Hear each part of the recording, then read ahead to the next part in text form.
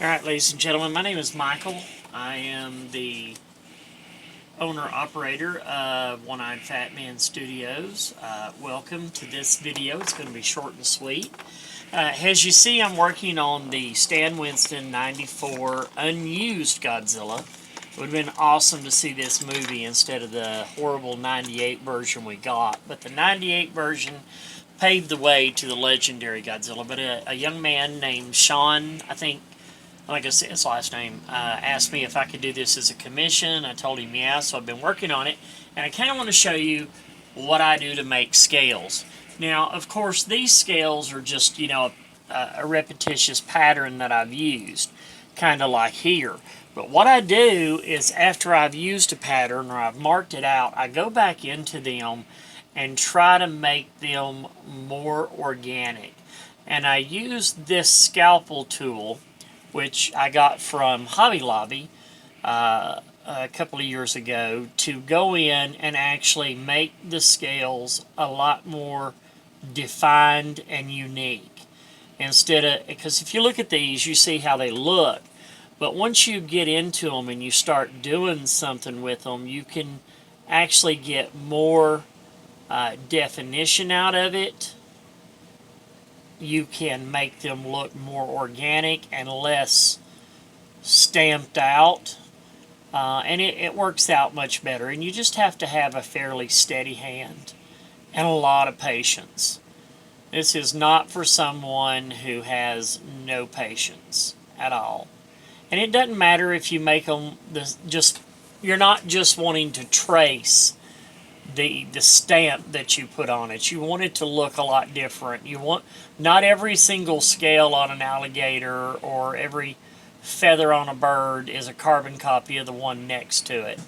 So getting in here and making them look unique like this actually gives the character a bit more realistic look, and it also gives it a more unique look. So that's kind of what I'm doing. But as you can see, I've gone through on this back, and I've done this with this tool here, and just kind of laid it out in a pattern, kind of the way I want it to look. I actually forgot this right here. So, and some of these lines might be completely erased as I work on doing this. So it's probably going to take me the better part of a day to do Godzilla's back here. But when I get to this area here where it's much smaller, that's where I am going to use stuff like this that I've made out of tubing, which I also got from Hobby Lobby. And I come in and I just lay them in, randomly.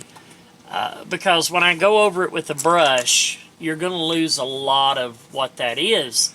So we take something bigger, like this one that I've made, and we're able to go in and kind of lay out a pattern that I can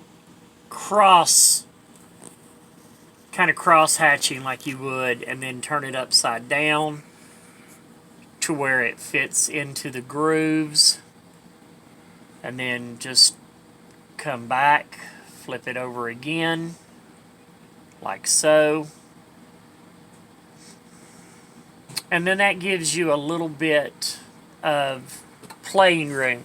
Now when I come in here to do this one, I will look at it depending on the size that I used and determine how these bigger scales are going to flow and what they're going to look like. And I'm doing this with a tool here, so none of them are going to be the exact same. And then I may not like what I do, and I'll go in and I'll change it again. I mean, the good thing about Monster Clay is it is so forgivable. And most clays are. Air dry clays, you're going to have less time to do it with. But you want to take your time. You want to get all the squared edges, those corners that don't exist in nature, that are softer and a little bit more rounded. And when I'm doing this, and I'm looking at the Stan Winston version, the scales do exist in it, but as you pull away from it, it's harder to see them. But I've actually got a photo of this on a black ground, and you see the scale patterns in the legs much better. So they do exist there. They are there. You just have to be in the right light. With your photo needs to be in the right light, the right contrast. Sometimes you can adjust them. These are the photos that the gentleman that wanted the commission sent me. I have seen this Godzilla before, and I actually have a couple of photos of it saved. And never really thought about making it, but I did use it for reference on other creatures as far as the scale pattern. So I'm kind of imitating that here because it was already something that I used for this particular creature. And as you see, it can be very time consuming. I do use some of these tools to go in and touch around the edges to give it a more rounded look, or give it, marks in the scale, like the scale edges are frayed. But you kind of want to get rid of those straight lines. You don't want to continue to just use the same shape over and over, because then it looks mechanical.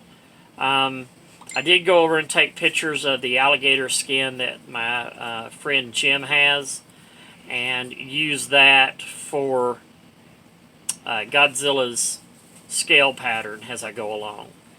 But that being said, you kind of get the idea of what I'm doing. So I'm going to go in here to one of these bigger ones and kind of show you. So I'm going to sit down and I'm going to show you what I'm talking about. It'll be easier to see.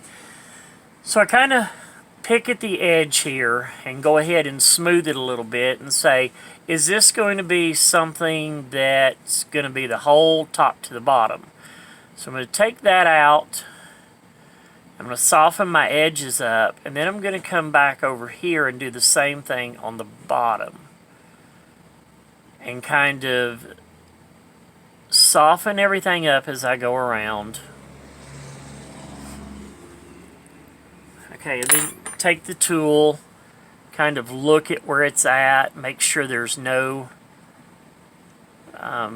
sharp, human-made right angles. And then all this excess is getting pulled up over top of it. I want to leave it on there because it gives the scale, a more natural. You might see an alligator far away or a crocodile. It looks like, oh, those scales are all perfect. But they're not. They have, grooves in them. They have, parasite bite marks in them. The scutes on a crocodile, I actually have some right here. And if you look at it, you're seeing all that difference.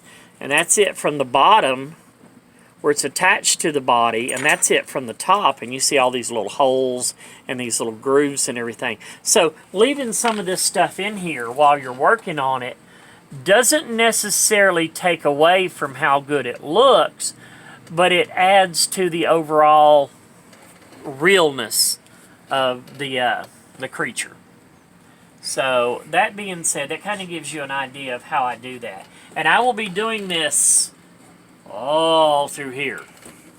And then when we get to the tail, I will go ahead and mark out, sections of the tail where it's going to be segmented. So if you look at this here, you have that very underneath side, which is designed. And I'll do that more in here.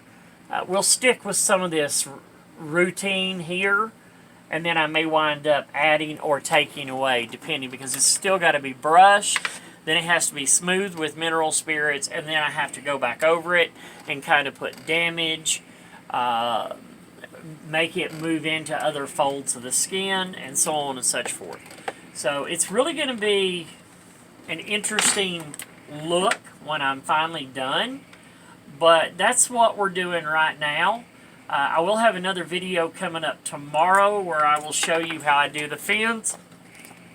I do have photos of the dorsal spines, the tail, and I'm going to go ahead and work on one of the spines and show you a video on how to do that tomorrow or Saturday. But that's where we're at right now on this Godzilla. We're getting down to the end on it, and it's starting to really show more and more that it looks like. Is it a perfect replica of that? No, but it is definitely that Godzilla. So, that being said and done, my name is Michael. If you like this video, hit like, hit the notification bell so you'll know when I post new videos. Like us on Facebook, Instagram, Twitter. You can also, we have a Patreon account which helps to pay for supplies, tools to make more videos. We need a webcam. I need to do a clay order. We're also going to be giving away this book. And if you are interested in getting this book or winning this book, which is a book on fantasy and horror from movies, art, comics, the whole 9 yards, from silent movies up to, you know, more modern films and TV shows. So we're going to be giving this away. It's about a $50 value. Just put your name in a message to us on our Facebook page, which is One-Eyed Fat Man Studios on Facebook. Your name, the date, and mention the giveaway, and your name will be entered in to win this book.